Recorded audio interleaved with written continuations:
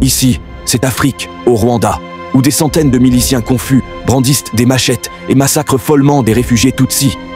Ils frappent et tuent quiconque. Tant que c'est un Tutsi, leur sort est de mourir sous les coups de machette. Pour échapper à la traque des miliciens, une mère serre son nouveau-né dans ses bras, caché dans les buissons. Si elle fait le moindre bruit, elle est condamnée à mort.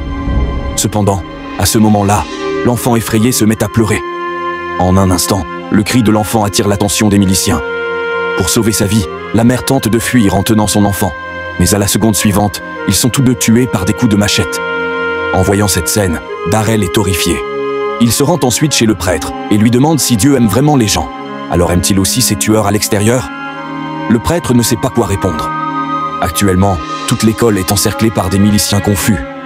Si elles perdent la protection des forces de maintien de la paix, elles seront condamnées.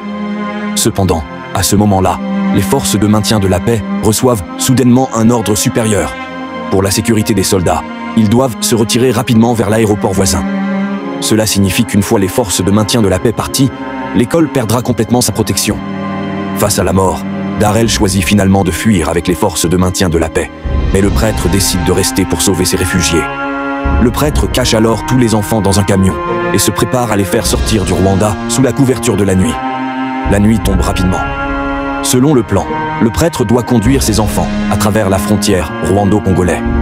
Cependant, juste au moment où il s'apprête à passer la frontière, le prêtre est arrêté par un groupe de miliciens confus.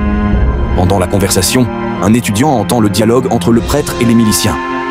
En situation de crise, cet étudiant prend rapidement ses camarades et s'enfuit dans la forêt à l'est de la RD Congo. À ce moment-là, pour passer la frontière, le prêtre prétend qu'il doit se rendre dans une église pour prier. Cependant, face aux propos du prêtre, les miliciens rusés voient tout de suite qu'il ment. Furieux, les miliciens sortent rapidement un pistolet et tuent le prêtre sur le champ.